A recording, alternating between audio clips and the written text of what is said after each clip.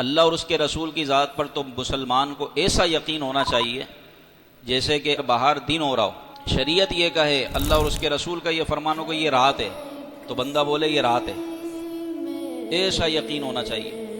اور اگر رات ہو رہی ہو اور اللہ اور اس کا رسول یہ فرمائے کہ یہ دن ہے، تو آپ نے بولنا یہ دن ہے، ایسا یقین ہونا چاہیے۔ جب دجال نکلے گا قرب قیامت تو وہ ایک مسلمان کو پکڑے گا اور کہے گا مجھے خدا مان، مجھے خدا مان، مجھے خدا تسلیم کر، میں تجھے اپنی جنت میں ڈال دوں گا۔ تو نبی پاک صلی اللہ علیہ وسلم فرماتے ہیں کہ وہ انکار کرے گا، دجال جو ہے اس کو 2 ٹکڑوں میں چیر دے گا اس مسلمان کو، لیکن پھر وہ دوبارہ سے اس کو زندہ کرے گا، وہ یہ کرتب دکھائے گا، وہ یہ شعبدے دکھائے گا، تو پھر کہے گا کہ اب مجھ پر ایمان لا، میں خدا ہوں۔